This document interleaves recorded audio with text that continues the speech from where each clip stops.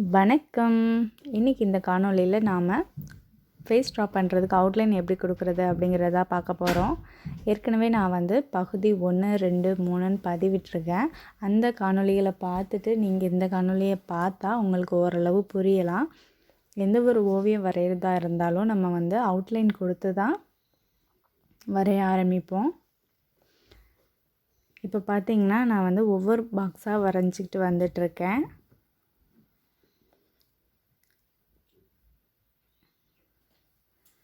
நான் கிரிட்ஸ் லைனும் ரொம்ப மெலிசாக தான் கொடுத்துருக்கேன். அதே மாதிரி அவுட்லைன் வரைகிறதும் ரொம்ப லைட்டாக தான் வரைஞ்சிட்டு வந்துட்டுருக்கேன். அப்போ தான் நம்ம மிஸ்டேக் பண்ணாலும் அழிச்சா அந்த தடம் தெரியாது, அச்சு தெரியாமல் இருக்கும். நான் பாக்ஸுக்கு நேம் மென்ஷன் பண்ணலை.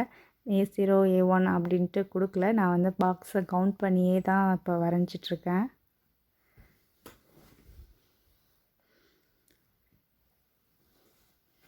நீங்கள் ஃபஸ்ட் டைம் வரைகிறவங்களா இருந்தால் பாக்ஸுக்கு A0 A1 அப்படின்னு சொல்லி நம்பர் கொடுத்து நீங்கள் வரைங்க. அதுவும் நீங்கள் இந்த கிரிட் மேக்கர் ஆப்பில் போய் பாருங்கள். அந்த ஃபோட்டோ குவாலிட்டியாக இருந்தால் மட்டும்தான் அந்த நம்பர்ஸ்லாம் தெரியும், இல்லைன்னா தெரியாது. அப்போ நீங்கள் நம்பர் போட்டும் வேஸ்ட்டாக போயிடும். அதனால் கட்டத்தை போட்டு வச்சுட்டு அதுக்கப்புறம் நீங்கள் செக் பண்ணி பார்த்துட்டு வரைய ஆரம்பிங்க, நம்பர் போட ஆரம்பிங்க. இப்போ கிராஸ் லைன்லாம் போட்டு வரைஞ்சோம்னா நம்மளுக்கு இன்னும் ஈஸியாக இருக்கும் வரையத்துக்கு. ஆனால் எல்லா பாக்ஸ்லேயும் நம்ம கிராஸ் லைன் போட்டு வரைய முடியாது. எந்தெந்த இடத்துல நம்மளுக்கு கஷ்டமாக இருக்குது வரையத்துக்கு அப்படின்னு உங்களுக்கு தோணுதோ அந்த இடத்துல மட்டும் கிராஸ் லைன் போட்டு வரைங்க.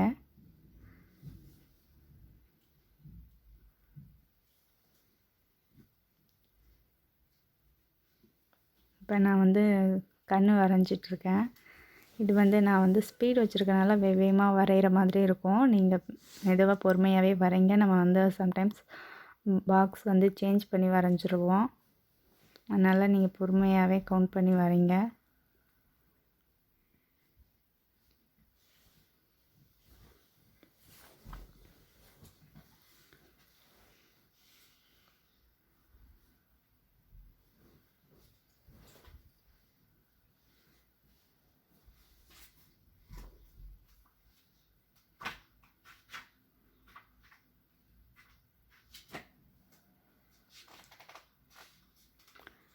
நம்ம வரையும் போது எந்தெந்த இடத்துல டார்க் கொடுக்கணும் அப்படின்னு குறித்து வச்சிட்டோன்னா நம்ம ஷேடிங் பண்ணும்போது ஈஸியாக இருக்கும். அந்த இடத்துல மட்டும் ஷேட் பண்ணிவிட்டு விட்டுடலாம்.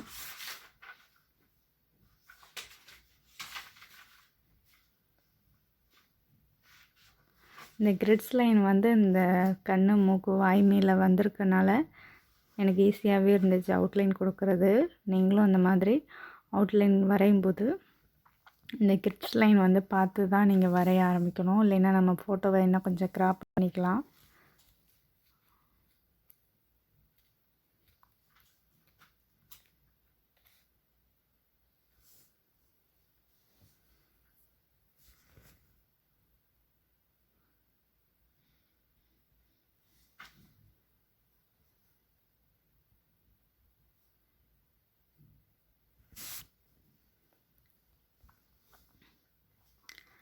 இந்த காணொளிகளை பார்த்துட்டு நீங்களும் ஒரே நாளில் நீங்கள் வரைஞ்சிட்டிங்கன்னா எனக்கு உங்கள் கருத்தை பதிவு பண்ணுங்கள்.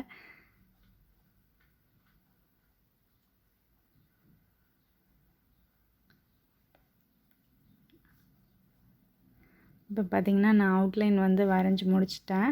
ஓரளவுக்கு உங்களுக்கு தெரியும் பார்த்தாலே. அந்த ஃபோட்டோவில் இருக்கிற ஃபேஸ் தெரியுது பார்த்தீங்களா? சில நேரங்களில் தெரியாது.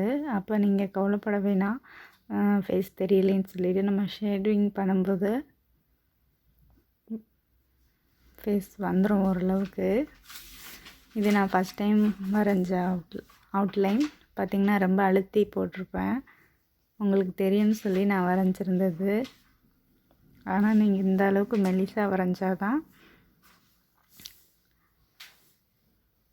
நம்மளுக்கு எரேஸ் பண்ணும்போது ஈஸியாக இருக்கும். நன்றி, வணக்கம். அடுத்த காணொளியில் சந்திக்கலாம். இந்த ட்ராயிங்கோட அவுட்புட் எப்படி வருதுன்னு பார்க்கலாம்.